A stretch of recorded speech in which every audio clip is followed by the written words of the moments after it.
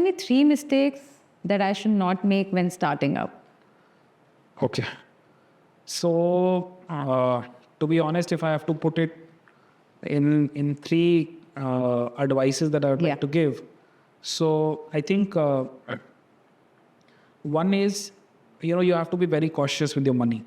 Okay? Money, you will not, if you're not spending frugally, right? You will not know when your bank account will become zero, and you will not have more fuel to fuel your business. Second, I think one advice that I would want to give to anybody who's starting up is to have a lot of patience. So see, you have to understand that there will be cycles. Yeah. You will have days when you will sell a lot of pieces and days when you will not sell anything. So be consistent. No matter what happens in this world, right? You will stay with this. If you can have this attitude, things will turn in your favor one day. And I mean, I can actually tell, like a short story to you about my own brand. Right? That if you are consistent, you will be able to make it.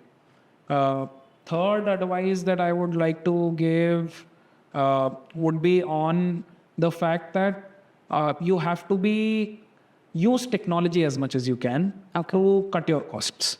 I think one thing that I always did with my business was to eliminate a lot of skilled labor wherever I can. Right? And cut down my cost as much as I can. I mean, my costs were, if I talk about my fixed cost in terms of the salaries that I used to give away and stuff, I always kept it so minuscule that even if my business does not stay for say 10, 12 months, maybe, something happens and the country shuts down for 12 months, I would still be able to sustain decently and give away those salaries. So to do that, I think one of the things that I always used was to include technology in everything.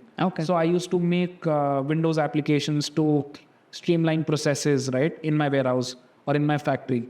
So just to give you an example, for example, if a material has to be sorted in different categories. So for example, if there's a sack which has t-shirts, shirts in different sizes. So let's say there are 20 SKUs in that and you have to sort those SKUs. One way to do that is to actually train the employee and tell him that, okay, this is, if you will see a certain letter written on the product, then it is a shirt, because the garment is eventually, it is actually packed in a poly bag. He cannot open every garment and see. So you'll have to tell him, he have to be learned enough to read English to be able to identify what that garment is.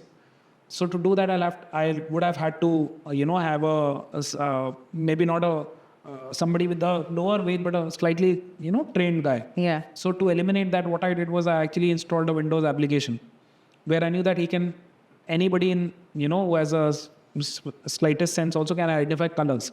So for example, if I had to distribute it into, say, 5 different categories. So I made a software where, if he would scan one thing, there would be a certain light, that would light up, or maybe a number that would come up on the screen. And there were 5 or 10 baskets that were kept in front of him. He would just scan, let's say if one comes up, or say blue color comes up, he'll have to put it in the blue basket, or he'll have to put in the 1 number crate.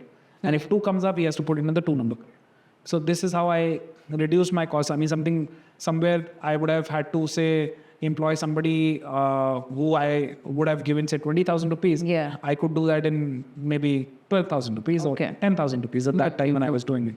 So that's a very important advice that I would want to give to everyone.